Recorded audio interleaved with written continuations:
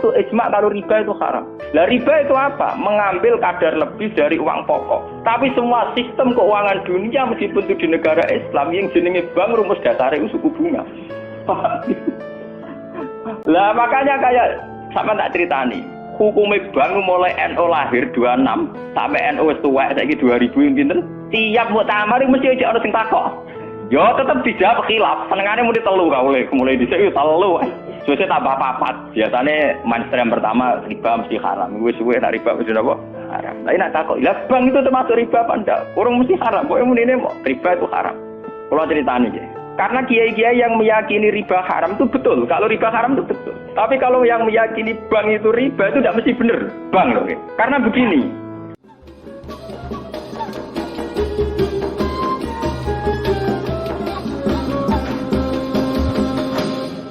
Jadi kimun kula niati saking dalam kepen ngaji masalah ulul amri ya. Iki rungono tenan. Terus kowe sampean waca ya, artinya sudah saya baca itu. Ini tafsir Munir karangane Syekh Nawawi napa Banten masuk ulama Indonesia sing alim diakui teng Mekah teng Hijaz terutama nggih Syekh Nawawi Banten. Beliau itu gurune Mbah Khalil Bangkalan.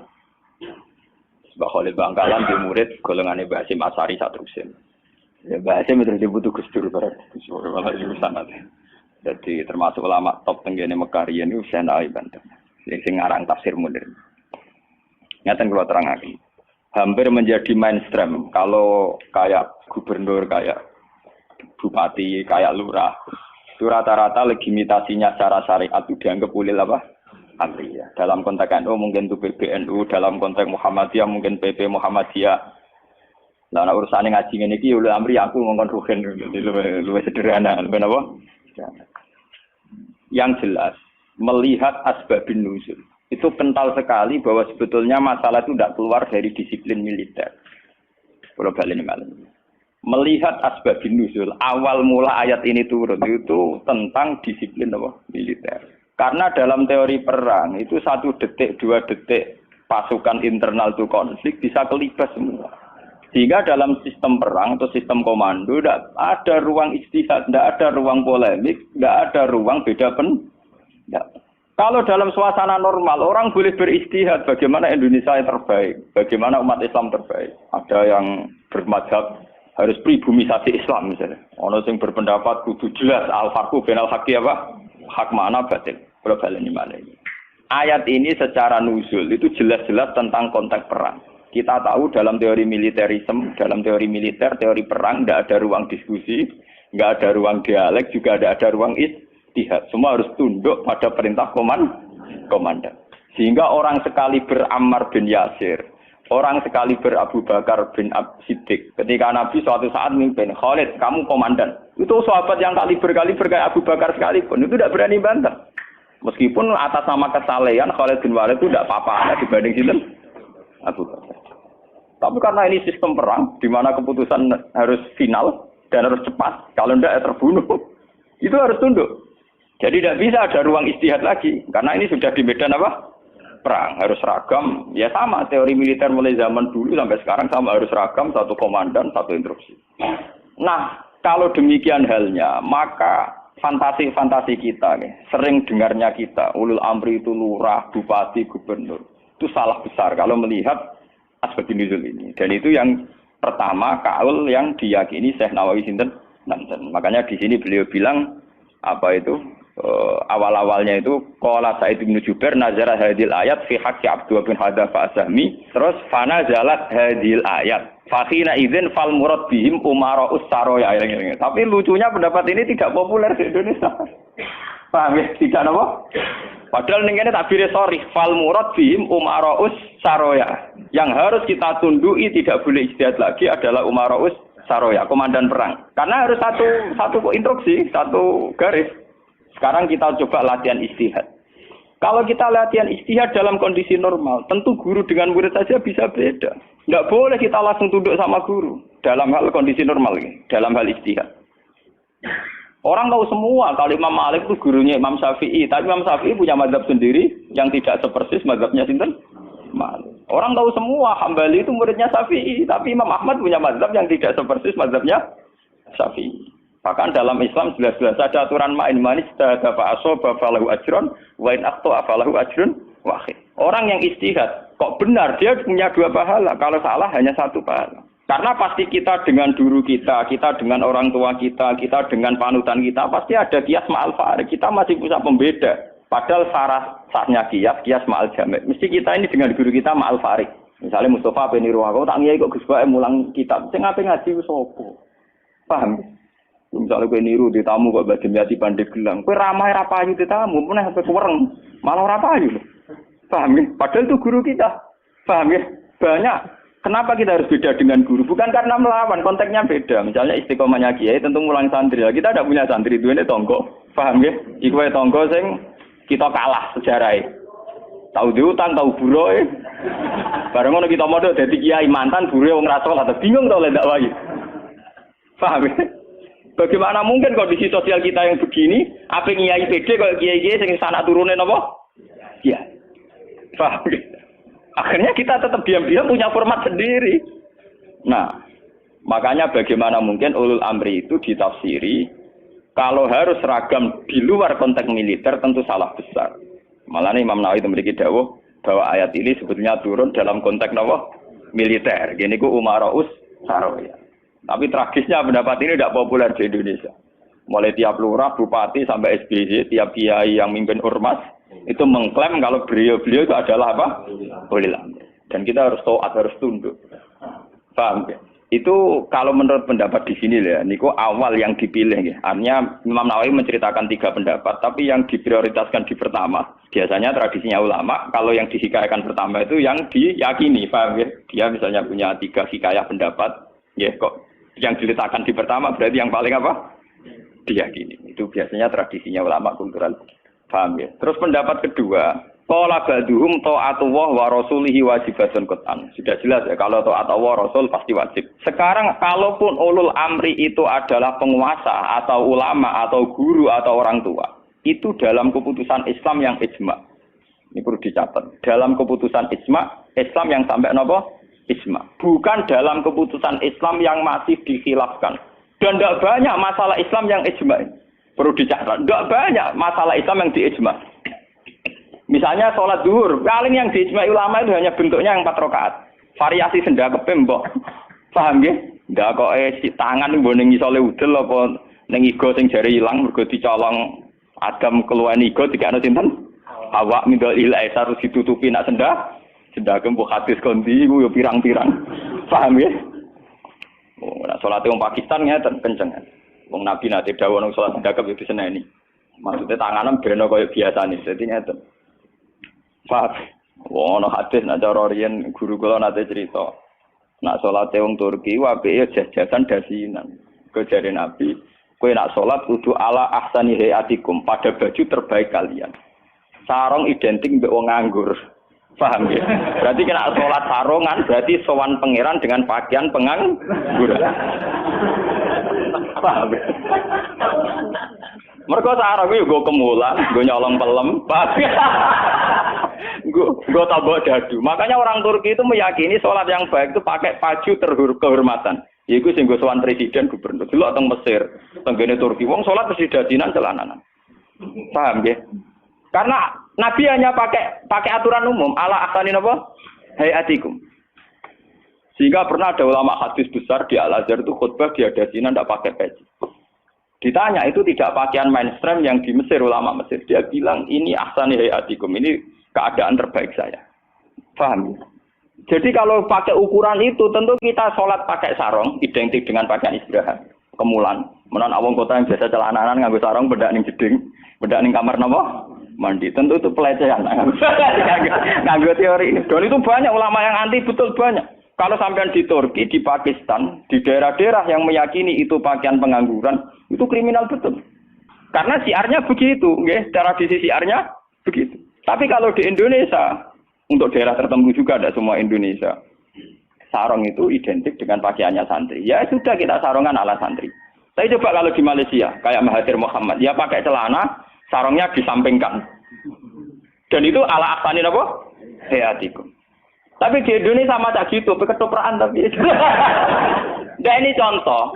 Lah yang kayak begini tidak mungkin masuk kategori wajib taat karena variannya tidak ijma gitu loh maksudnya. Saya tuh paham ya? Tidak mungkin kita taat sama guru sama penguasa yang variannya begini karena tidak pada level nopo ijma. Paham ya? Mulane kula nu tak guling-gilingan, kula anggere takoki santri kula, "Nah, nak salat cepet." Ya sing wajib ku pokoke rukuk iku juga dari subhanallah terus sujud. Pokoke sing ijma tok kula niku pokoke standar sing cepet. Kula guling-gilingan sunah Nabi mok sisa. Kula sering lambenan putih niku tok guling-gilingan sunah Nabi. Mergo kula cobaan gak mungkin. Daripada ora blas, wah giling-gilingan Nabi seneng pakaian putih, kula seneng putih, ngoten giling-gilingan. Kula paling ra seneng klambi batik jujur. Kok Nabi paling ra seneng klambi sing corake ruwet. Mergo Nabi nate diadai batik iku menolak karena corake napa keruwetan. Jadi saubun lahu a'lamu cara Indonesia napa? Batik. Makanya itu untuk zina. Biasanya kalau dalam tradisi Islam yang untuk zina itu perempuan, napa? Perempuan. Makanya desain klambi takwa itu tidak ada yang batik karena memang kalau yang kaitan takwa itu identik dengan polos. Niki cerita sunnah loh guys. Artinya tidak ada yang saya kritik biasa apa standar. Nah ini cerita ala asani napa? Hati. Ala asani hati. Tapi yang menjadi masalah, nggih kula nanti diskusi mbek Kiai. Tapi masalahnya ngene lho, Hak. Kelambine wong Indonesia paling damai kehormatan ku batik. Makanya banyak kiai-kiai yang sholat Jumatan malah milih nganggo batik. Alasannya Jumatan disunatkan pakai putih, kalau ndak baju terbaik. Nah kadang batik itu menempati kasta terbaik. Tapi sebetulnya itu keruwetan. Masalahnya itu ada variannya itu, varian coraknya itu yang lahu aklam, yang variannya apa? Dikeruwetan, apa? Keruwetan. Tapi apa-apa, tiga ya apa-apa. Yang penting raudah. Lah yang kayak begini itu tidak mungkin menemukan format ijma. Sehingga tidak mungkin kita wajib toh. Ini catat ya. Tidak mungkin kita wajib nopo. Sehingga tidak perlu santri Indonesia yang mondok Mekah terus mulai jubahan, ya tidak perlu. Sing mondok India terus nganggo turbus gitu boten perlu. Sing di kiai kemal-kemul jubahan, orang ganteng pesel jubahan, wah sini wong. Nah gurumu ning Mekah jubahan pantes ganteng gagah. Aku wireng puasa kriting jubahan. Mesti pikirane wong pertama ngenyek ora ngarah darani sunah Nabi. Kok nyeben tapi mesti wong ora sida nafsirno sunah tapi nafsirno sing ora. Paham ya? Terus menyangkut varian-varian yang terus begitu. Lah termasuk yang diijma'i ulama sing paling sensitif tentu masalah nikah. Itu mulai dulu sampai sekarang kita harus syukur sama pemerintahan Indonesia. Delala kersane Allah diputuskan sepihak. Sebetulnya sepihak loh, saya ulang-ulang sepihak. Format nikah di Indonesia ngikuti mazhab Syafi'i, yaitu harus ada wali atau pengganti wali dan dua saksi. Itu berkah betul bagi Indonesia. Delala mulai pemerintahan Belanda. Karena zaman Belanda sendiri itu urusan nikah, tolak, waris sama wakaf itu juga sudah diserahkan ulama-ulama Islam itu mulai zaman Belanda sampai sekarang. Karena nikah itu yang ila darajatil ijma itu hanya berapa? Jika ada varian-varian mazhab kayak Dawud Az-Zahiri, di Syiah sendiri ada mut'ah. Terus di Indonesia sendiri sakake ngomong sing wis ra kuat ngebet terus akhirnya nganggo khilah-khilah mut'ah. Dasar ngajine Dawud Az-Zahiri itu khilah-khilah dhewe. Termasuk riyen nanti ana kiai terkenal gegere ra karuan perkara mut'ah mbek janda populer. Itu memang repot. Tapi apapun repotnya itu tidak boleh divonis zina. Apapun repotnya. Sampai jangan pernah menvonis itu zina. Ya kalau tidak cocok. Tapi jangan pernah menvonis itu zina. Karena aturan main dalam vonis, dalam sanksi itu ngendikane Nabi idra'ul hududat bisyubuhat. Fa innal imama la ayyukhti afil afwi khairun min ayyukhti afil uqubah. Coba cari jalan terbaik yang paling bisa ditahmilkan, bisa dimungkinkan. Karena seorang imam salah dalam mengampuni itu masih baik daripada salah dalam membuat hukuman. Salahnya pura itu cek bener. Wes salah tangkap itu ngeri, paham ya? Nak salahnya pura orang arah masalah. Kula balen. Jadi kalau masalah sing ila darajatil ijma, tentu ulama wajib diikuti. Dan menyangkut sholat yang ila darajatil ijma itu bisa dihitung. Paling itu tadi bentuk subuh 2 rakaat itu ijma. Kunute wis ora ijma. Kunute pun mboten apa? Ijma. Bismillah mboten ijma. Sampeyan sholat nang masjid Mekah ning haram ora ngarang wong maca napa? Bismillah. Jare wong Syafi'i ta ora maca bismillah. Ketua KPIH itu pinter oleh ngerayu jamaah. Iku maca London. Kok karo mati speaker ana London. Mereka ngomong Syafi'i sing fanatik kita kok tenan, sah napa boten Gus? Wong Fatihah kok boten maca napa? Bismillah. Itu kata kabeh iku maca tapi apa? Bukan nanti sepi kerasa wala ayo kru. Jadi jamaah ya goblok nggih pun nak ngoten. Dari dulu kalau bismillah itu memang masalah. Nggih, mulai riyen memang napa? Masalah. Yang kalau kayak gitu itu tidak ila darajatil ijma. Lalu wonten cerita ulama Wahabi ketemu ulama Sunni. Zamane Sunni nang Indonesia iku NU lah. Ditakoni. Bismillah iku ayatun min kulli suratin utawa ora. Dari ulama NU ya ayatun min kulli suratin. Ya mesti kiyak tau NU. Ditakoki wong Wahabi. Kowe nak nulis kul wa ahad iku mulai angka 1 ayat 1 ku apa? Ya kul wa ahad iya nak mulai ayat ditulis mulai bismillah. Ora ana tulisan Quran bismillah ditulisi ayat itu. Mesti kul wa ahad 1, Allahu somad 2. Wong dhewe ora termak, engko barani ayat iku piye? Wong dhewe nulis iku mulai napa? Mulai kul wa napa? Ah. Tapi ulama Wahabi kalah sitok ning Fatihah. Khusus Fatihah itu sebetulnya dalam ini ulama Wahabi itu pasti salah. Khusus Fatihah itu memang mulai dulunya dulu zaman ulama ahli hadis. Khusus Fatihah itu bismillah ayatun minha. Ya, ayatun minal Fatihah. Makanya Qur'annya Wahabi sekalipun itu untuk Fatihah bismillah itu sudah punya angka apa? 1. Khusus Fatihah loh ya. Nah, kira tau neliti, menyerah tau paham. Mulai tuwilik ngapal Al-Qur'an nganti laris semak ora paham. Oh, ora bakat seneng ilmu. Khusus bismillah di Fatihah itu sudah ditulis angka 1. Karena dulunya dulu khusus Fatihah memang bismillah itu ayatun minha. Paham ya? Tapi di selain Fatihah jelas enggak sampean lihat. Di semua Quran seluruh dunia. Mesti bismillahirrahmanirrahim tanpa ada tulisan ayat. Baru kul a'udzu birabbil falaq ada 1. Paham ya? Itu menunjukkan bahwa tidak ayatun min kulli surah. Makanya sampean kalau punya Quran Arab Saudi ya, kalau sudah baca ya, ganti surat ya paling mandek sebentar. Ya langsung sabbi isma rabbikal a'la nanti ganti surat ya walaili idza yasa nanti ganti ya wadduha atau apa pokoknya dia tidak berhenti tidak baca apa bismillah. Tapi api pemerintahane Wahabi ora apik bae ngono lah nak nyetak Quran standar dunia tetep ono bismillah itu. Paham? Mbok dirapai Wahabi pokoke walhasil niku dekne tetep nulis napa? Bismillah. Jadi cocok ra cocok pokoke sementing ditulis lumayan. Paham nggih? Mulane kiai-kiai kena iso bodoni jamaah. Sepundi kok mboten maca Fatihah imame. Ya maca tapi kira krungu. Nggih pun nang. Wah payah. Paham. Tapi itu baik. Yang kayak begini itu tidak darajatil ijma dan kita boleh balelo, nggih boleh napa? Bali. Ya sama seperti konteks tarawih. Kulo bolak-balik matur, wong Muhammadiyah roh kabeh nak tarawih nang Masjid Haram 20. Taslimatun min kulli ada, tetep balelo 8. Pahami balelo napa? 8. Wong NU ya roh kabeh nek Mekah Madinah ora ono kunut, tetepe balelo napa? Kunut. Paham nggih? Di Muhammadiyah balelo ning tarawih, NU balelo ning kunut. Itu sah secara ilmiah karena tidak darajatil ijma. Nggih, sah itu secara ilmiah napa? Sah. Apa contoh diterusno urusan poligami, tapi ekstrem. Poligami nggih ngoten. Wong roh kabeh, nak sahabat-sahabat itu garwane ana sing 16, ana sing 10. Tapi wong Syafi'i meyakini maksimal papat. Wong yo roh kabeh, nak Sidina Ali misale dibojo nganti 16. Raja-raja Mataram malah 32 apa 6 ngono. Padahal iku wis Khalifatullah pranata napa? Ya wong ya artinya kita ini itu tidak ila darajatil isma. Kamu menvonis zina pasti salah. Jangan mentang-mentang kamu Syafi'i orang Islam yang menikahi di atas 4 kamu vonis zina, pasti salah. Vonis kamu pasti salah, kriminal vonis kamu. Jangan mentang-mentang Syafi'i kamu menvonis zina siapa yang nikah fawqal arba. Enggak bisa.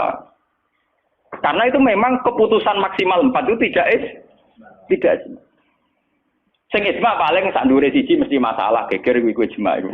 Iku mergo nglakoni dhewe-dhewe. Paham, nah iku peristiwa kenyataan, nah iku ora urusan ijma ulama.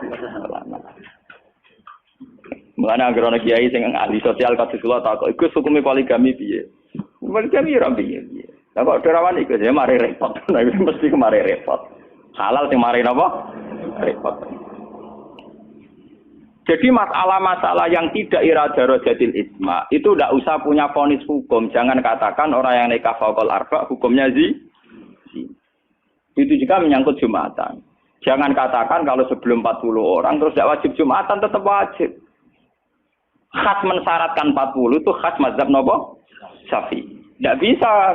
Misalnya di desa-desa terbelakang banyak yang jumlahnya belum 40 dan mereka tetap harus Jumatan. Dalam kitab-kitab Syafi'i sarannya juga gitu. Jika dunal arba'in sebaiknya tetap Jumatan. Meskipun nanti sebaiknya AA2 zuhron. Meskipun nanti sebaiknya ya ada apa? Karena bahaya kalau nanti ada Jumatan disyaratkan nunggu orang 40. Enggak ada dalam tradisi wong latihan berjuang langsung di umat kira 40. Iku apa-apaanan. Latihan berjuang di umat 40 iku sakene. Nabi dadi nabi selawase ana sing di umat loro telu. Nutrimo wong sapi di umat minimal bro 40. Ora ngarah. Paham ya? Ini kalau baleni malih. Kalau pendapat ulama itu ila darajatid isma baru wajib ditundui. Padahal masalah yang ijma itu bisa dihitung dengan jari. Misalnya sholat 5 itu paling bentuk rakaatnya yang ijma. Bentuk Fatihahnya ya misalnya Hanafi tidak harus Fatihah. Pokoknya mata ya saro minal Qur'an. Macam-macam gitu. Nggih, mata ya saro napa? Minal. Kalau Syafi'i bentuknya harus Fatihah. Enggak harus surat. Itu yang tidak ijma'nya. Begitu juga menyangkut i'tidal baca apa, rukuk baca apa, sujud baca apa juga tidak pernah ijma'. Sementing ada tumakninah biqadri subha. Nah, ya ukurannya bacaannya pakai begitu. Kalau diteruskan juga masalah qiraah, ada Ibnu Katsir, ada Imam Asim, ada Imam Amir, Ibnu Amir dan sebagainya. Sehingga qiraahnya Quran macam-macam. Cuma kita ngikuti qiraah atau Asim riwayatin apa? Hafiz yang kita yakini dianggap qiraah apa? Masyhur. Paham itu? Kalau terusaken niki. Jadi niku sing menyangkut isma.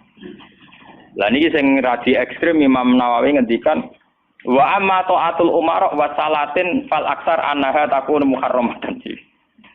Niki ekstremen. Kalau taat pada penguasa atau raja itu kebanyakan konteksnya, kebanyakan kasusnya itu malah haram. Li annahum la ya'muruna illa bil dzulmi. Paling banter kebijakannya berbau napa? Zalim. Nah niku ekstremen ya. Jadi Senawi Banten itu ekstremen. Dan dalam hal ini saya tidak sependapat dengan Senawi Banten. Karena kalau di kitab-kitab lain itu rata-rata meyakini vonisnya jangan haram, tidak wajib. Tidak wajib dulu. Kalau beda ini kalau contoh. Kalau dalam usul fikih dikatakan haram dengan tidak haram itu beda sekali. Sama seperti hukum dialogis. Misalnya Mustafa kere itu parah. Nah ora sugih iku ya ora nganti kere tapi ora nganti sugih. Misalnya Ruhin goblok itu parah. Tapi nak darani Ruhin gak ngalim, tapi ora nganti goblok. Nah di sini Imam Nawawi menfonisnya ekstremen. Taatul umara itu haram. Niku ekstremen. Sebetulnya dirumuskan dulu tidak wajib, nggih. Urutannya apa? Tidak wajib. Lah tidak wajib itu bentuknya bisa haram ketika maksiat.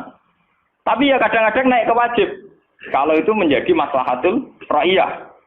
Paham ya? Juga bentuknya bisa sunnah. Kalau baleni malih ya. Jadi tentang usul fikih ya, dasar-dasar ilmu usul fikih wonten aturan main ngeten nggih. Pertama misalnya hukum itu wajib. Ada tidak wajib. Lah tidak wajib itu bisa sunat, bisa mubah, netral, ya, bisa khilafil aula. Jadi jangan divonis haram dulu. Ya, jangan divonis haram. Dan kita ngikuti tradisi Sunni bahwa taat kepada umarok selagi tidak memerintahkan barang haram, itu taatnya wajib. Selagi tidak memerintahkan barang apa? Nggih, jadi misalnya SBZ punya kebijakan masyarakat harus bayar pajak misalnya, yang pada kadar yang wajar, itu ya wajib.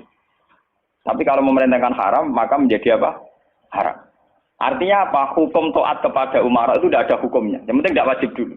Nanti melihat kalau konteksnya maslahat menjadi wajib. Kalau tidak maslahat tapi tidak haram, ya nanti ada urutannya. Kalau agak baik, ya mungkin sunat. Baiknya sedikit, ya agak sunat. Kalau setengah makro, ya khilaful aula sesuai urutan-urutan di fikih. Karena itu banyak itu ketentuan-ketentuan di fikih. Lah yang menjadi masalah ini sama dengan tenan. Bagaimana kalau sesuatu itu taruhannya dengan stabilitas? Niki rungokno tenan. Entah itu stabilitas politik, entah stabilitas ekonomi. Kayak kasus Bank Senturi itu kaitannya jenenge apa? Stabilitas. Niku paling ngeri dalam semua tradisi kekhulafaan dulu. Misalnya Yazid itu jelas-jelas gentuk. Yazid bin Muawiyah jelas-jelas gentuk. Dia adalah aktor di balik pembunuhan Said Husain di Karbala. Tapi kalau dilawan akan terus berdarah-darah umat Islam. Karena de facto Yazid lah yang dianggap presiden saat itu. Karena dia putra Muawiyah yang memenangkan pertarungan politik dengan Ali bin Abi Thalib. Jika kalau dilawan akan terus berdarah-darah umat Islam. Tapi keputusannya Said Hasan mengakui pemerintahnya Muawiyah, juga pemerintahnya Yazid. Apa mengakui kebatilan? Ya enggak.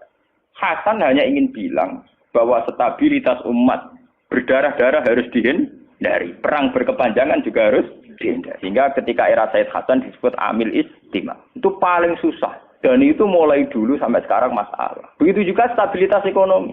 Semua ulama itu ijma kalau riba itu haram. Lah riba itu apa? Mengambil kadar lebih dari uang pokok. Tapi semua sistem keuangan dunia meskipun itu di negara Islam yang jenenge bank rumus dasarnya itu suku bunga. Lah makanya kayak sama tak ceritani. Hukumnya bank mulai NU lahir 26 sampai NU wis tuwek saiki 2000 yang pinten. Tiap muktamar mesti ana sing takok. Yo tetep dijawab khilaf. Senengane muni telu ka mulai dhisik yo telu.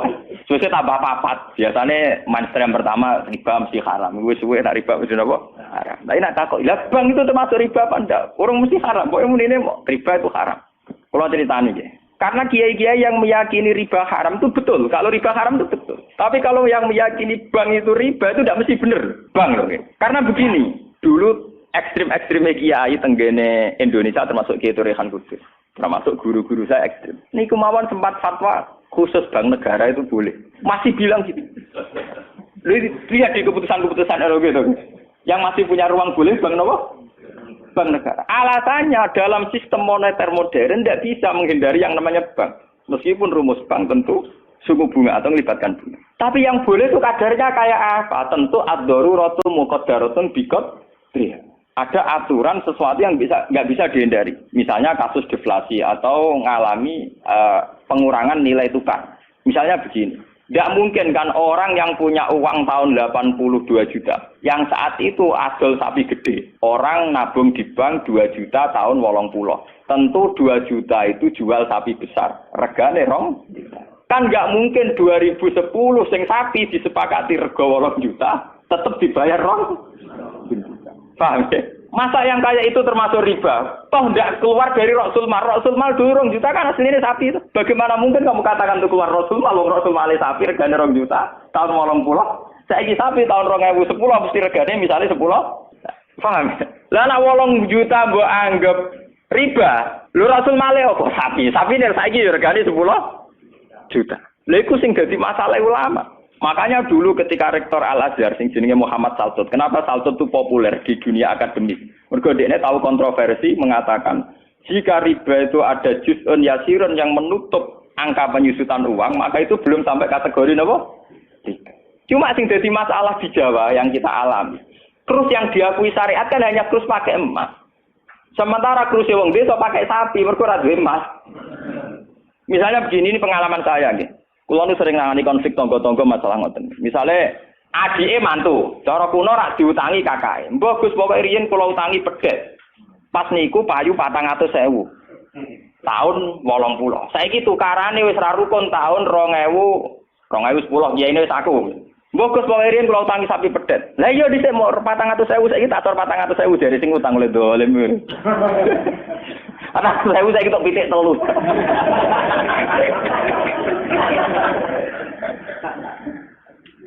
Aku lo dadi kiai iki gampang kula jawab ngeten mawon. Nak disaur 400.000 jelas mari geger. Itu kok ono pedet mawon. Wong riyen utange napa? Pedet. Sampeyan yo goblok. Terus ora nganggo emas nganggo pedet. Wong kene pedet ya saya tuku pedet. Enggak engko aku ngukumi wajib nganggo krus pedet wis rupa dhuwit mesti geger. Wah, dhisik kok pedet yo sahur napa? Sekarang tetangga saya itu banyak yang haji. Itu gara-gara krusnya sapi. Dulu mbah saya itu namanya Mbah Sidik. Itu haji ku entek sapi 16. Sekarang itu wong-wong darani haji ku murah.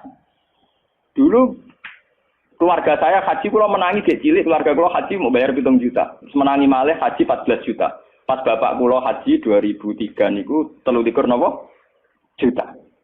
Tapi wong desa muni darani haji saiki sepakat murah. Mergo nak ngangkrus nganggo sapi. Mergo dhisik sapi entek sapi 16.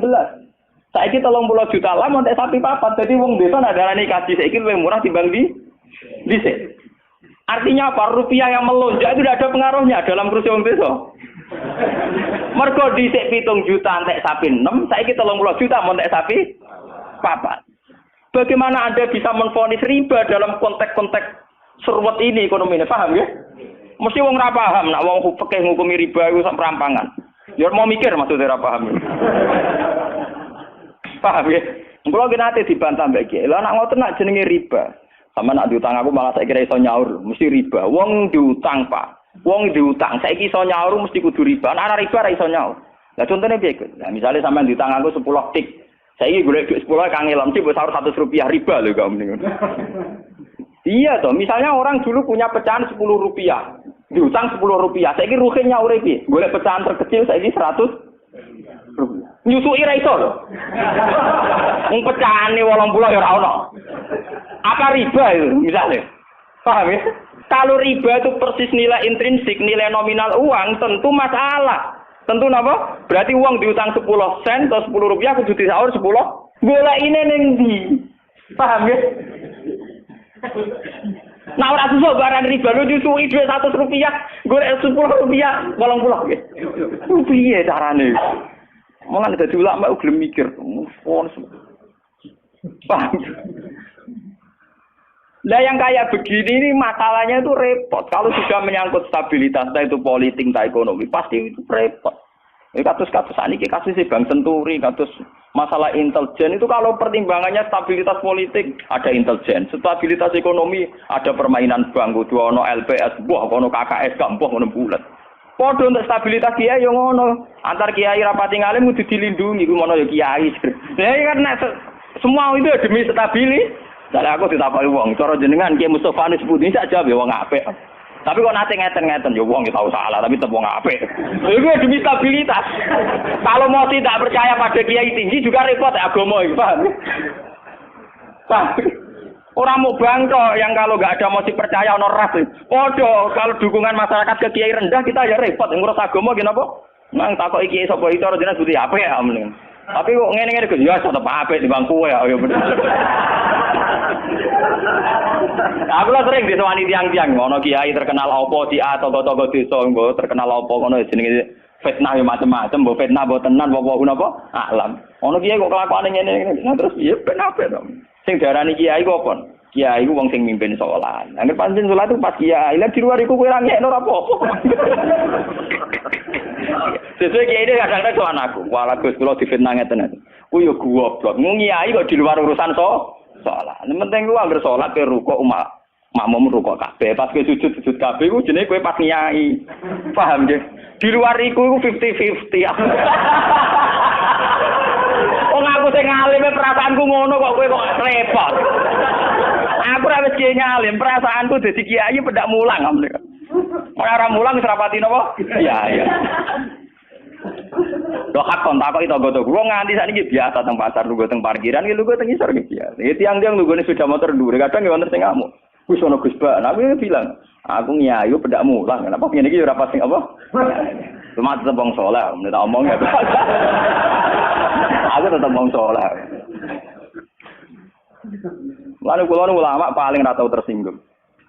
Mboten ate kula tersinggung, sale rukun tak kontan urut mboten tersinggung. Nggih biasa mawon.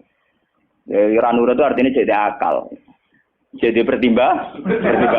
Ya apik jadi akal lah kudune seneng di santri jadi duwe akal. Kadang kita ini berlebihan, ngongkon wong liya juga taat di luar konteks urusan agama. Kadang kita nyuruh orang itu kan hadzun nafsi. Misalnya aku jadi kiai di rumah mewah, tentu kepengen ono pot sing indah, ono bunga sing indah. Ngongkon santri wajib nurut. Itu kan aku nafsu. Saat aku kepengen di bunga yang indah, di taman indah aku kan nafsu. Kenapa instruksinya pakai lembaga kekiainan? Paham ya? Oh, itu kan kriminal, apa? Paham ya? Kecuali misalnya Ruhin ngaji ngantuk, anggap kriminal bener dalam konteks agama kok itu kriminal. Paham ya? Tapi nak Ruhin tak konoto tamanku dia ngantuk itu sah, karena saya sendiri ketika kepengen taman itu ana hadun nafsi. Itu harus dibedakan. Lane kanca tanggaku sing kiai lha ya kowe kiai sakjane bedak salat ae. Iki kowe pas kiai. Tapi kaya nak rukuk jek anut rukuk gitu sih, apik. Tangga-tangga itu wong salat itu ape prai gara-gara kecewa apa? Ya tak omongi masyarakat ya tak omong. Nak ben prai yo prai wae. Dari awal salat itu ku sunat. Ora usah maksa salat itu tambah gremeng dari awal salat itu apa? Kena arep percaya tak baturi ra salat itu. Mau aku nganti saya biasa ra salat itu. Gua biasa dengan di sana salat iki toko-toko biasa. Ini biasa mawon dulu. Ya tapi kan ada keramat ge wong barang aja. Ya biasa mawon gitu. Artinya bukan apa-apa ya. Mbok ya agama itu tidak usah sekere. Pon sunat ben tetep napa? Sunat. Untuk kalau ada dua ora atau salat subuh nak salat. Wong abang-abang ada keragat. Ora tau subuh tak salat wae. Penak. Subuh wajib ora tahu pas napa? Paham. Maka dan itu yang dipakai ulama-ulama dulu kayak Khulafaur Rasyidin pakai itu. Kalau perintahnya itu pribadi, mereka dari awal tidak mewajibkan. Sehingga mereka tidak punya masalah yang serius. Kalau baru atas nama agama benar-benar wajib toh. Sekarang itu kan rancu. Nak ngono arwe, nak ngono santri kriminal kabeh. Misalnya wong lunga, misalnya kiye lunga kudu mobil sumban, kudu wis rosi kudu. Itu kan bagaimanapun ada hazun nafsi. Ya kita ngongkon santri ya ngongkon, ben cung mobil ubah resi. Tapi kita tahu kalau itu pada unsur hazun nafsi. Nak rodok ngantuk sithik-sithik mbek anggap yo keben. Paham ya? Kecuali kita ngongkon salat, mbek anggap kita marahi yang suan pangeran jangan. Harus kita bedakan mana perintah kita yang masih berbau nafsu, yang mana benar-benar orisinil faktor agama. Faktor apa? Agama. Dan itu yang dipraktikkan Rasulullah. In udhiya ya'fu wa la yu'aqib wa in khusima yasmut wa la yujah. Nabi kalau disakiti secara pribadi mudah dia memaafkan. Beliau mudah memaafkan. Tapi wa idza du'a haqqullah, kalau haqqullah yang sudah diterlantarkan itu beliau baru tersinggung. Nah, sekarang kan sudah campur aduk. Hadun nafsi juga lembaga-lembaga apa? Maka tak kandhani kudu nurut. Partaiku. Ya PKB atau P3. Kalau PDIP mbah. Jangan dia kok PDIP, Gus. Kulo pene tok perjuangan. Lalu mulai dia kata kok partai apa Gus? Kulo PDIP tapi pene tok. Napa Gus ya perjuangan. Wong urip kudu napa? Perjuangan. Nek mleset PDIP golongan karya. Wong alim kudu sering berkarya. Mohon kula terusaken nggih. Ya niki sing termasuk antike dawuh Senawi Banten. Wa idon anna a'malal umara wa sa'atin mauqufatun ala fatawal ulama. Jadi sing sederenge ayat. Harusnya kebijakan-kebijakan penguasa atau raja itu mauqufatun ala fatawal ulama, ala fatawid ulama, fatwa-fatwi. Raja atau penguasa itu kalau punya keputusan itu harus ikut pada garisnya ulama. Nah, kalau bolak-balik matur. Sekarang yang merupakan garis ulama dalam konteks bernegara itu apa? Ini kalau ngomong sensitif ya. Yang kaitannya ulama dengan negara dalam konteks negara yang kayak Bhinneka Tunggal Ika itu apa? Itu pancen repot. Misalnya begini. Kita punya Ambon, punya Maluku, kita punya NTT. Ketika dipaksakan dulu piagam Jakarta yang memaksakan syariat Islam, tentu mereka akan menantang keluar dari Indonesia, NTT dan apa? Ambon, Irian Jaya misalnya.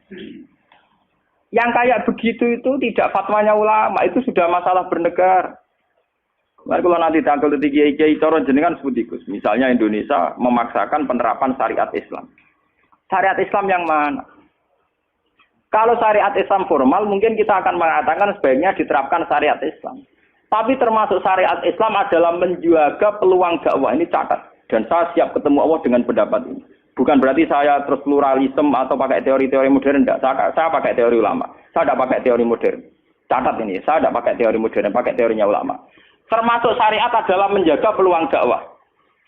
Bayangkan kalau dipaksakan syariat Islam, kemudian NTT keluar dari Indonesia, Ambon. Kemungkinan kita dakwah di Ambon malah tidak ada. Juga kemungkinan Islamisasi di NTT malah tidak ada, karena sudah keluar dari Indonesia. Paham ya? Mulai dulu wali songo ambek maling ya apik. Ambek tukang zina ya apik. Ambek tukang gaduh ya apik. Itu bukan berarti mereka tidak bisa bedakan hak dan batil. Dengan diapii masih ada peluang komunikasi. Dan dengan ada peluang komunikasi, ada peluang dakwah, ada peluang pembenaran.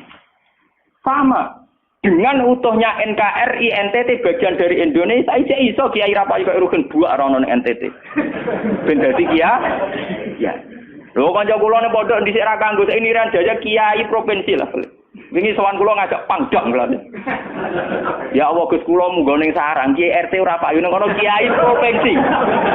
Lho wingi sowan kula niku sowan numpak sahabat bareng sinten? Pangdam. Sakniki mun gawe yayasan nggih sekolah tinggi lah. Jadi rektor saya gitu. Wadah buta huruf ora roh. Wong sak urip-uripe ngaji mbek kula roh tenan bodorane roh tenan. Saya bakatane mbek napa? Pangdam. Mergo ketika ada kerusuhan di sana, mesti tokoh agama diundang Pangdam. Dan ini termasuk mewakili tokoh Islam. Provinsi levelnya napa?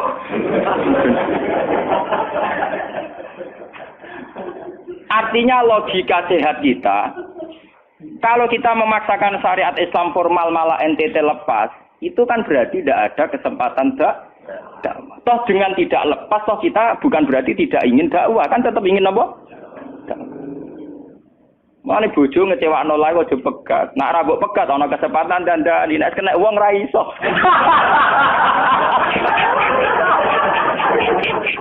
Tapi tak takdir ra apa.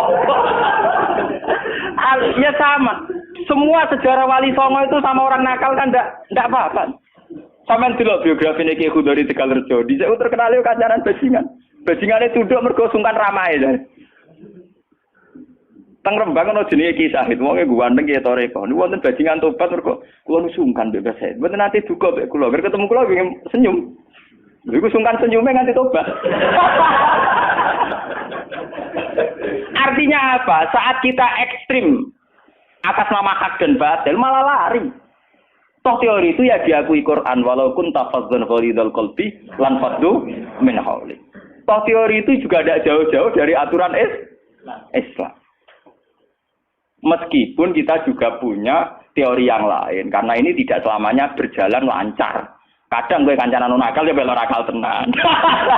Kancanan nonde ya katut tenan. Selingkuh tenan. Sebab itu ya ben ekstrem-ekstrem yo keben. Nyatanya pribumisasi kadang ya katut tenan. Wong Gus kancanan nakal kadang tinakali ora anut Gus, kadang Gus katut sing nakal. Malah jadi rocker. Dari sisi pertama dakwah dibeli Gus sing melok nyanyi. Ora kok sing grup band malah wiridan malah. Artinya kan metode apapun kan enggak semuanya jalan lancar, tapi kita atas nama manhaj, metode, kita seluas mungkin punya wacana nggih, terus kita punya banyak pilih. Ini disebut istilahul a'immah tetap nomor rahmah. Makanya yang kamu maksud dengan syariat Islam itu apa? Kalau sering bilang, yaitu misalnya ditetapkan undang-undang ini. Setiap syariat Islam, kenapa kita ngemis ke negara? Nunggu diundangkan. Kapan kita mandiri sebagai ulama kalau setiap syariat Islam nunggu diundang? Sebelum diundangkan negara, kita sama ulama selalu dakwah ilallah. Misalnya sebelum ada badan narkoba, urip-urip kiai mesti anti narkoba. Sebelum ada undang-undang misalnya tentang kawin, perkawinan, urip-urip kiai nak kawin mesti golek wali. Nah ana tanggane kawin digoleki syahid, goleki napa? Wali. Kenapa setiap syariat Islam kita ngemis ke negara? Dulu ketika bubaran Ahmadiyah juga kita ngemis ke negara. Tanpa itu pun kita sebagai ulama tetap anti napa? Ahmadiyah. Lah nek saiki misale tokoh Ahmadiyah kalau menarik di bangku kowe, lah saiki kowe lomonti mbek kiai kono. Kowe kali-kali nyalano awake dhewe barang. Ngono kalah lomo ngono ae. Bagaimana mungkin kita dakwah nek kiai sunnine medhit, kiai non sunni lo? Ketika wong lari ning aliran dari aliran apa ses? Engko Engko kan nanti hisab pangeran iku mlayu perkara kowe medhit ora perkara apa-apa, ora lara. Paham ya? Ini masalah. Makanya kalau baleni malih ya. Syariat Islam itu komplit, termasuk aturan hak dan batil tapi juga aturan dakwah. Makanya kalau terima kasih ya, sama ulama-ulama sekarang itu sekarang ada rumus, ada fiqhul ahkam. Fikih yang menentukan hukum ini haram, ini halal, ini mubah, ini khilafil aula. Tapi juga ada fiqhud dakwah, di mana dalam sebuah proses diperlukan satu toleransi. Jenis apa fiqhud dakwah. Dan itu penting kita kaji. Karena dalam sejarah Makkiyah juga begitu, dalam sejarah apa Makkiyah. Ketika periode Mekah, zina itu tidak pernah halal. Kamu catat, zina itu tidak pernah halal. Maling juga tidak pernah halal. Tapi ada periode 13 tahun di mana Nabi tidak sering ngomong haramnya zina, juga tidak ada hukuman bagi pezina. Artinya apa? Tidak mendesak untuk membicarakan urusan zina, urusan maling. Karena yang mendesak saat itu urusan tauhid. Misalnya kamu dakwah di NTT. Tentu yang penting umat diajak ke logika bahwa tauhid itu lebih benar ketimbang trinitas. Ya hanya begitu saja. Kamu tidak mungkin langsung masuk ke urusan zina, maling, gento dan sebagainya. At-tadrij fi sunnah, proses dalam sunnah. Itu juga penting. Ini tahapan-tahapan dalam proses dakwah. Lah fatwa ulama itu termasuk fatwa yang begini-begini ini. Makanya dalam semua sejarah wali ini catat, mesti ana ulama formal, ana ulama sing ora formal. Dhisik ana ulama sing pro syariat kayak Sunan Kudus. Woi, selawase ra cocok bisa nang Kalijogo. Kok Kalijogo pokoke wong Islam wis bener, mulane penggemar wong Yogya-Yogya. Termasuk ora usah salat dari salate Mbak Kali. Atine wis salat. Wala kan boyo lali salat 3 Klaten Jogja mbok kono. Sunan Kudus kafir cara dene. Selawase ra cocok. Ya tapi bagaimanapun, bagaimana mendakwai orang Islam kawasan Jogja, Klaten, Solo, golongane tingkir, kalau tidak model Kalijogo. Nyatane ya tetep saiki Islam pirang-pirang, sing salat ya wis akeh. Paham ya? Itu dulu masalah betul. Sunan Kudus kiai fikih. Bahkan kula untuk cerita nggih dari lisan ke lisan dari para kiai. Sunan Kalijogo selawase tukaran terus mbek Sunan Ainul Yakin. Ke sisi tok ape gawe dakwah nganggo macan tengul. Napa jenenge? Wayang napa? Tengul. Wayang tengul lak bentuke fisik wong, koyo patung. Haram. Kuman swara sorotan udziba kok kon ngekek nyawa barang jero kiai kuno kan gitu. Akhirnya tukaran. Kalijogo sadar iku metode efektif. Walhasil akhirnya disuwarno kiai sepuh zaman iku Sunan Kudus, Sunan Ampel, terus ditenoni ya saiki sedengan wayang kulit. Mergo wong gepeng ora urip. Ya tetep ana wayang tapi kulit. Artine iku ya gepeng ku artine kan gak urip. Ana ora urip iku kan ora perlu kon ngekeki nyo, iku setengah-tengah. Lah Sunan Kalijogo muni syahadat kan lho moh. Munine sekaten. Muni kalimat syahadat lho moh, muni kalimat sodo. Saking jawanisasi napa bae dene yakin putih ku sunat ya nganggone ireng terus. Kabeh foto wali songo putih kecuali Kalijogo. Dari TKB wonten napa? Kusumo. Nek tangga kula, bapak kula Tuban Kalijogo Tuban. Wong kula nate diburu tiang-tiang gara-gara terkenale bapak kula di warisan Kabeh wonten Kusumo. Saiki warise kula nu tamune kathah. Golek kabine sinten Sunan? Zaman kula enak mun tak dol lek ngopi ya.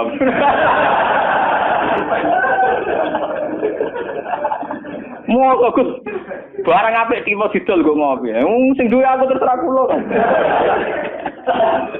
Oh ngenyawang tenan wong alim jujur bakat ana Kusumo. Wah, tenan. Mulai dulu Abu Yazid Al-Bustami juga begitu. Mesti ada ulama yang di kampung-kampung. Sama tak ceritani ya, biar ulama syariat tidak terlalu ekstrim. Zaman Sayyidina Umar jadi khalifah.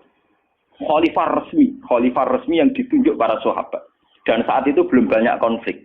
Ya, belum banyak apa. Itu Sayyidina Umar mendapat amanah dari Rasulullah sallallahu alaihi wasallam. Umar, saya punya umat. Dia adalah orang terbaik di zamannya. Ya, saya punya umat, dia adalah orang terbaik di zamannya. Namanya Uwais Al-Qarni. Kalau kamu ketemu dia, salamku untuknya. Dan kamu harus minta doa supaya husnul khotimah. Terus dari Umar, pakai Fabi. Pulang ngertosi sepundi. Dekne udah penyakit baros. Fa'adhabahu wa ila maudi ad-dirham.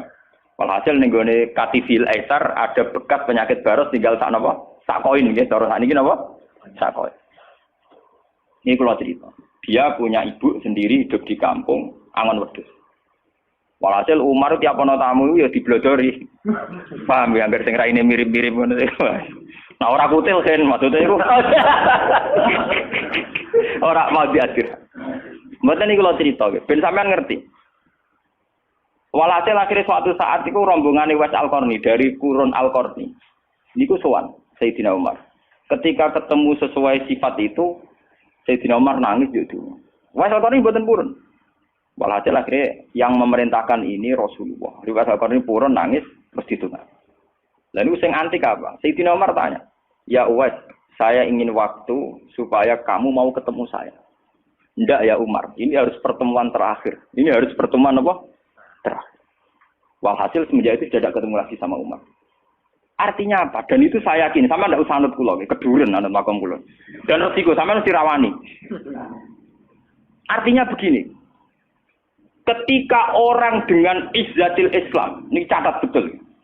Misalnya wong jadi kiai gede, kados kiai kula misalnya Kiai Memun, kados Hasyim Muzadi, kados Gus Dur, kayak kiai besar.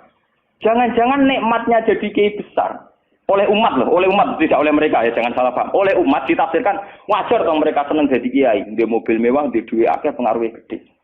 Misalnya Habib Lutfi, orang-orang punya pengaruh, Ki Hamid Pasuruan umat. Artinya apa? Mereka, aku yakin mereka orang-orang soleh yang bisa nikmati keberhadiran Allah Subhanahu. Tapi umat tetap membaca mereka, bagaimanapun ada fasilitas. Umar sebagai khalifah punya pengaruh, punya uang, punya otoritas. Bagaimana dengan fakta bahwa Islam juga mengajarkan orang hanya nyaman, hanya satu, dengan Allah, dengan kebenaran. Tapi dengan percontohan orang-orang kayak Uwais Al-Qarni, maka Islam utuh. Ada penjaga syariat kayak Sayyidina Umar, Habib Lutfi, Kiai Memun, Ki Hamid Pasuruan. Orang-orang jadi sentral, cara teori sosial jadi mercusu. Tapi ada orang-orang yang menunjukkan bahwa dia bisa bahagia hanya dengan kebenaran. Paham ya? Akhirnya umat kan enak. Lho kados kula nu ngrasakno tenan. Kula nu nganti saiki rong tau jeneng imam masjid. Padahal imam-imam itu sungkan. Kula nggih mboten nate pidato. Kula anggere iso ya sing pasar be anak kula dhewe mboten ngajak pengawal. Saya tunjukkan kepada umat bahwa ajaran Islam yang sebenar yang bisa membahagiakan adalah senang pengenan titik. Dan kewajiban dasar dalam Islam wong kon rumah anak. Soal pengaruh saya ngomong ini jujur loh. Saya punya pengaruh kalau ngaji saya banyak. Tapi saya tahu betul yang kewajiban pada saya, yang hakiki hanyalah saya pada anak saya. Awaladin soleh. Kau nolak hadis bakas santri. Rabbi habli miladunka dzurriatan thayyibah. Ora ono tulaban. Ora ono ning Quran hadis bakas santri. Ketok tangan pun ono. Paham ya? Artinya apa? Kalau santri-santri punya cita-cita kayak kiainya, mati dungo, itu kan terbayang kiai yang mulia, kiai yang dapat suanan banyak, kiai yang dicucuki wong akeh. Itu bahaya sekali, kok nak mulai rada di ngono mutung. Perempal-perempul. Aku ngalim lah ora ana kiai, ora dadi kiai. Loh, untuk jadi kiai itu kan gampang. Orang nikmati sholat, nikmati ibadah, nikmati kebenaran, wis hakikate kiai, paham ya? Malah dene gento, nak nyaratno enak ngenteni mul. Kulo nganti sakniki, bayangno sakniki. Umpama sampean saiki kuwabe lho ora seneng kulo. Kulo nek ndak ada masalah. Kulo kok krungu kabar sakniki sing seneng jenengane bubar kabeh. Sami sekolah zarah kulo mboten susah. Hakon lho. Hakon wah mboten susah. Karena saya harus melatih diri bahwa kebenaran Islam. Uwais Al-Qarni mau tukang angon wedhus ke rumah ibu. Agar esuk dagangan ning pasar nak badi dienggo rumah ibu. Tapi dengan begini dia walinya setingkat Sayyidina Umar. Karena apa? Itu tadi menjadi percontohan bahwa untuk menjadi hamba yang baik tidak perlu semegah Umar. Tidak harus semahal Umar. Sama tidak usah niru ya. Masalah itu Isra Mulya loh. Artinya ya sudah. Tidak usah niru. Ini hanya pelajaran saja. Tapi nak kula tak tiru tenang. Artinya tak tiru. Biar saya hidup saya itu murah. Lu tanyakan istri saya. Kulo sering kondo bojo kulo, "Dek, aku nak mati langsung pendem. Rasa ngenteni iki gede. Wae kuburan jero terus pendem." Yo ora usah ngundang wong, yo ora usah disolati. Nek anakku ning omahe kon nyolati, nek ora yo wis. Pokoke ora usah repot. Lah nek sing tepat tepung kata, ini jelas sudah urusan dengan saya. Yang penting aku kepengen anakku nyolati. Dengan demikian kita biasa jadi kiai yang muda. Aku mudah bahagia karena punya anak, seneng anak sudah. Coba kalau saya menargetkan bahagia ngenteni umat yang banyak, ngenteni loyale ra genti ning kiai liya, partene ora genti partai tokoh liya. Loro ati, paham ya? Wes loro ati ra bener cara penge. Begitu juga era Abu Yazid Al-Bustami, dia juga punya teman wali sing tukang ngancani preman-preman. Nanti kalau critakno jenengan. Jadi Abu Yazid Al-Bustami saking ainul yakin nek mlebu swarga takok pangeran Gusti, kalau saya di surga temannya siapa? Jadi ora takok mlebu ta ora, tapi kalau saya di surga itu temannya siapa? Kok dekne yakin kelasnya itu tidak ada yang bandingi. Jadi dekne duwe kelas sing ora ono sing banding. Sampai pangeran walhasil dijawab si A misalnya. Ya Rugen misalnya. Rugen iku atokan cekak gawe piring Jepang iso ora tau ketunan. Dia preman sithik-sithik nyeraine dek preman terus walhasil terus barang dipethuki pas ning warung wong minum-minuman. Ya dene mboten minum nggih ngombe banyu biasa, banyu putih. Kancane udah minum kabeh. Akhirnya Abu Yazid balik kanan. Jangan-jangan ngipi saya salah. Mosok kancaku ning swarga kok wong ngono iku. Pas sampai balik kanan diceluk. Ya Abu Yazid, ya betul saya teman kamu di surga.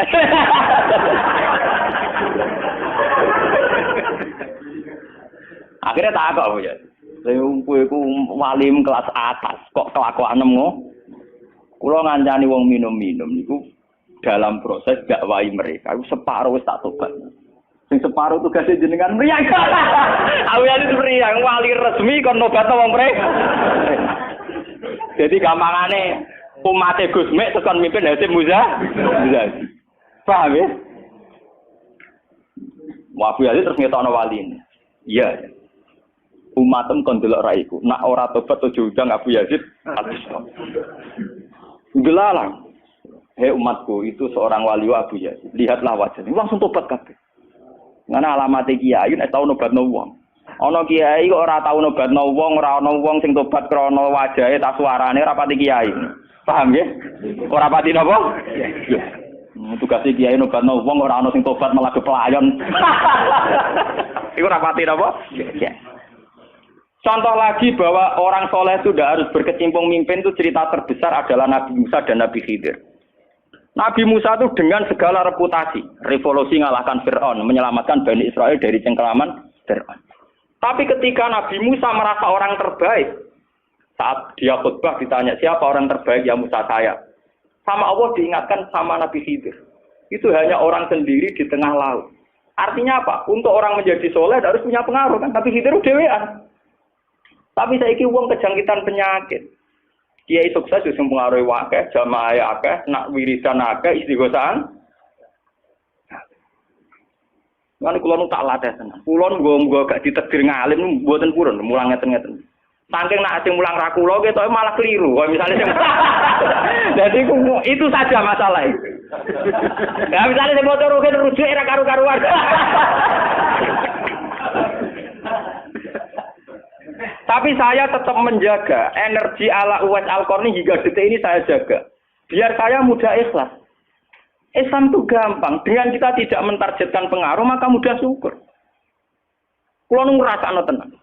Wong kulo anggere mriki nggih ubal ngebis, didoseki wong kaya wong awam kadang dipisoi tiyang. Cara-carane enak tenan. Artine nggih nyaman tenan. Kadang dipisoi wong, kadang macam-macam cara-carane. Nah, kulo ning pasar biasa dipisoi wong gitu ya. Ya kadang ngertos, sesuai ngerti, nah iku putrane bapak. Wonge jes pura ki kula biasa. Nang kula boten biasa, boten apa-apa. Nggih biasa.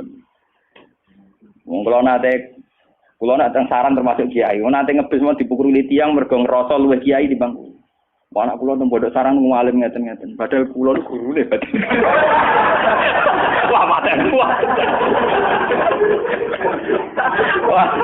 Saking awam kula, maksudnya karena saya dipilih ngajak anak kula ya nggo dadan sitok ngono. Guyon mbek anak kula wis wong awam cekek.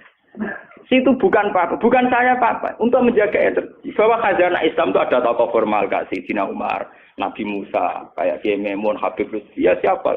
Kalau di sini mungkin kados Kiai Nawawi, banyak kiai. Enggak apa-apa, itu harus kita jaga, kita hormati. Kados Mbah Nawawi, Mbah Munawir, Mbah Arwani kita hormati. Tapi jangan lupa kiai-kiai humul ini juga menjaga stabilitas agama.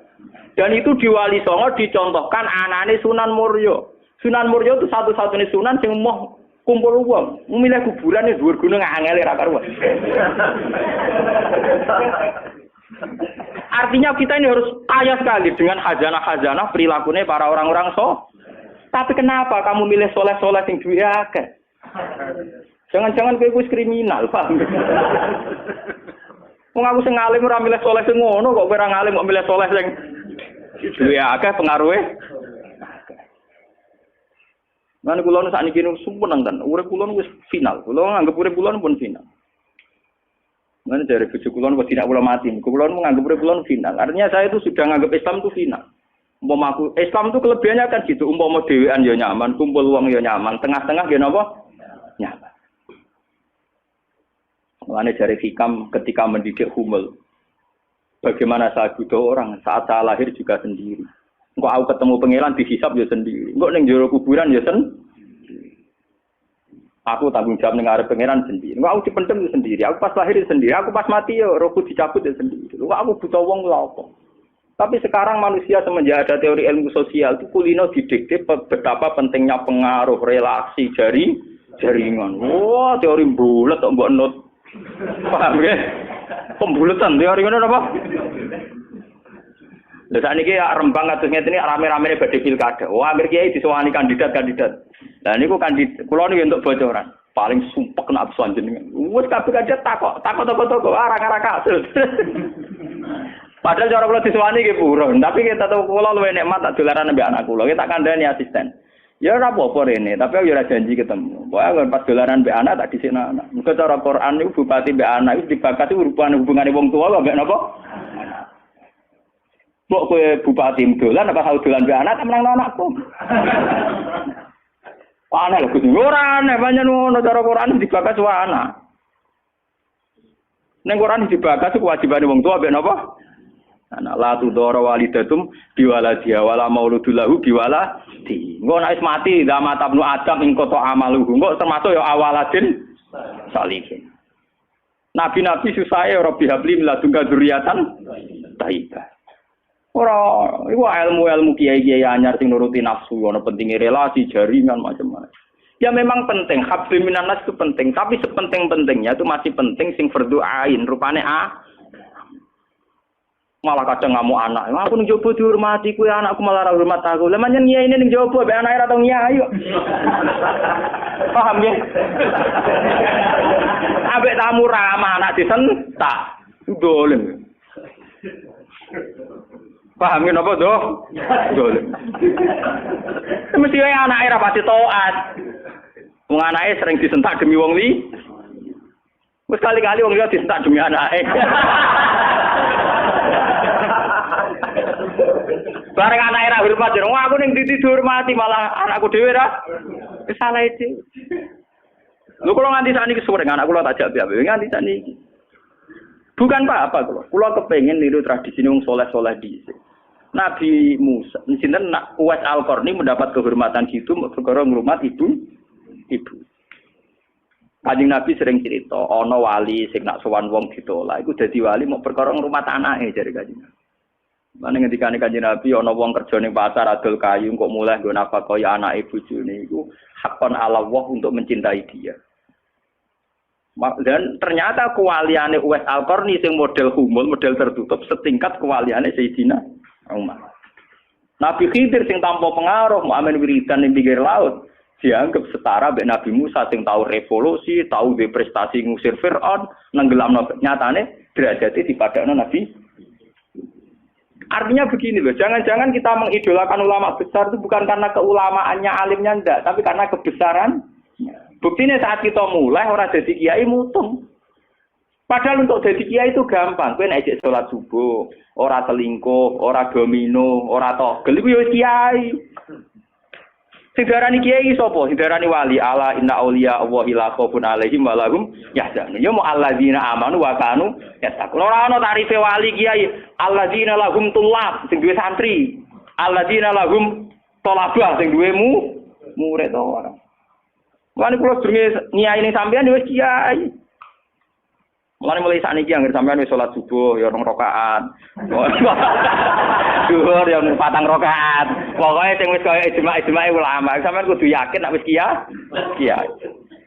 Anggap ae koyo Uwais Al-Qarni mbek Nabi utawa kancane sinten Abu Yazid Al-Bustami. Ini penting kalau aturakan karena tren sekarang mengukur kiai sukses dia itu dipengaruh. Itu keliru besar. Tidak ada itu dalam tradisi ulama wali. Sama tak cerita nih. Zaman Kiai Hamid Pasuruan terkenal wali, pulau tahu banyak tentang beliau karena gurunya bapak saya, sepupunya mbah saya. Mbah saya itu punya bapak namanya Mbak Idris. Itu adiknya Mbak Abdullah, abahnya Mbak Hamid Pasuruan. Jadi saya tahu banyak cerita beliau. Beliau kan orang Lasem, masih misanan kalian mbah. Niku nggih hormat sama wali-wali humul. Zaman itu beliau masih hormat jenenge Gus Ud Sidoarjo. Juga hormat jenenge Mbah Muhammadun Pondowan Padi. Artinya wali-wali populer sebetulnya yang hormat sekali sama wali-wali humul enggak terkenal. Tapi kita kan mesti milih yang terkenal saja. Paham ya? Padahal wali-wali yang terkenal itu hormatnya bukan main sama wali-wali yang Sinten sing aran I'anatul Thalibin Sayyid Zaini Dahlan. Niku gurune sing aran sinten? Gurune sing aran I'anatul Thalibin. I'anatul Thalibin dikarang Sayyid Abi Bakar sinten? Syato. Niku muridé Sayyid Zaini Dahlan. Nggih, muridé sinten? Sayyid Zaini. Iku dhe kanca wali ning pasar Bakul Kerabu. Iku angger Jumat ditiliki. Ya guyon. Suwe-suwe santrine gak trimo. Santri kaya Mustofa ora gak trimo. Wong alime ngono kok dijak guyon mbek bakul napa? Kerabu. Moga Jumat ditiliki. Sayyid Zaini sing rono. Dene takok, wong ngoten jangan tidak itu. Iku kancaku wae. Wong sing ilmune banding aku ya wong iku. Mikir murid. Ya iku Jumat berikutnya ditiliki meneh wis ra ono. Mbok sempat misoi Said Zaini. Kowe nyianati aku. Itu ketika ada orang gitu. Imam Syafi'i ngoten. Imam Syafi'i itu orang alim kaliber. Dia itu kalau ijtihad hukum kok belum dikomunikasikan dengan Saiban Ar-Ra'i itu belum mantap. Imam Syafi'i itu mujtahid hukum, tapi kalau dia ragu, itu ngenteni kancane jenis Saiban Ar-Ra'i itu kang angon wedhus ning desa. Woi nek dikomunikasekno niku mantep. Dan itu mungkin setiap zaman mesti mungkin. Lah kula nu ngalami. Kula kan sering teng pasar. Ana mobil mau mandek. Ya hormati kula nggih biasa pakai hukum. Lah cara wong sira ro nek kula numpak dokar, cara ora ro kan wong numpak dokar dihormati wong numpak mobil. Tapi perasaane numpak mobil kan tetep ngakoni kula wong alim. Angkulo nu nate badhe teng pertelon iki kisah nyata. Nggih teng pertelon badhe bebal ngenteni mobil. Ya ana sing roh nak kula, Gus ana sing ra roh walhasil. Wonten mobil iki ai gedhe mandek wonten kula. Mboten sareng kula, Gus. Ya wong e jangkat. Itu mungkin dan itu menjaga peradaban sehingga yang besar tidak angkuh mergo ana kiye-kiye sing humul. Cuma kula niku humule ra pati sukses. Mari sing muncul-muncul niku mari ra jelas sing bareng. Itu bagus itu untuk menjaga energi syukur biar orang itu syukur jadi kiai tidak gantung pengaruhnya banyak, nggak gantung punya santri banyak, tapi nyaman jadi kiai karena ngugemi kebenaran, meyakini apa kebenaran. Dan itu penting kalau aturaken. Lalu kulo nganti saat ini kepengen ngoten, cuma arah sukses. Artinya kayak kulo nanti ditetir tebdi murid, jadi pengaruh dulu mas lo bek tamu ya rapati hormat, kulo bek wong ya rada angel betul aneh. Tapi untuk takdir, kata Sultan untuk takdir. Sebenarnya itu tidak pilihan saya, artinya tidak pilihan. Tapi ini perlu kalau aturakan, biar khazanah Islam sing teng NTT teng Ambon itu masih. Kalau nanti diceritani Kiai Memun, zaman Khalifah Harun Ar-Rasyid, niku setiap begundal dibuat teng fak-fak, teng Irian apa? Jaya. Sama seperti Inggris, orang-orang nakal dibuat teng Australia. Niku nak dirunut dia ada misi dakwahnya. Ternyata dari Irian itu turunan Arab tuh banyak. Sehingga ada Islam teng Irian nanti tok Timur Leste, yang dulu masih Timur. Malahnya PM Timur dia namanya Martin apa? Al-Qatiri itu turunan apa? Arab. Wong Timur Leste kok tahu di WPM turunan Arab. Ini berko zaman sinten Harun Ar-Rasyid. Niku begudal-begudal dibuat teng fak-fak, napa? Teng di anak turunnya termasuk tokoh-tokoh sing teng putih, teng Timur Leste, teng putih. Ini wonten sejarah. Artinya apa? Apapun humulnya perjalanan umat Islam tetap barokah bagi yang lain. Tapi kenapa kita harus cari yang terkenal? Kiai-kiai humul barokah. Tapi aja kelainan terus kuper loh, guys. Terus percaya ngipi jimat lah. Mari saiki ku angger humul identik percaya jimat sampai napa? Kere. Humul perkara ning gunung budak ngenteni apa? Nah iku sing repot ora humul klenek jeneng. Nak humul nek mati Allah ora kok nek mati ngenteni keris ceblok, paham nggih? Humul kok perkara ngenteni napa? Keris. Dan itu artinya begini nggih, kula matur kula bulan baleni. Zaman Ki Hamid Pasuruan niku wonten jenenge Gus Ud Sidoarjo. Zaman Ki Bisri terkenal ngalim. Niku sering diskusi hukum ambek jenenge nak boten lepat niku subhanallah. Mbok kiai tangga Ki Mabrur. Ngalim-ngalim wong Rembang kota namine sinten? Ki Mabrur. Zaman Mbah Zubair terkenal, Mbah Zubair Abeba. Niku nggih sering diskusi kalian Mbah kula. Di Mbah kula nggih muridé Mbah Mahfud At-Tirmidzi. Bahkan dulu ketika naskah Mbah Mahfud At-Tirmidzi hilang itu dulu dicari di Lasem. Di kiai yang saat itu belum terkenal karena masih Gus. Ini ku jenenge Mbah Mansur. Niku murid Mbah Mansur bin Khalil. Lah Mbah Khalil itu santri sing katibnya Mbah Mahfud napa At-Tirmidzi. Jadi banyak sejarah-sejarah di mana kiai-kiai top harus berburu sama kiai-kiai humul, kiai-kiai napa? Kiai-kiai humul. Nah saat ini sing dadi repot kan sing kiai top nyepelekno kiai humul, sing humul perkara keris mbek akil. Iku padha masalah ini.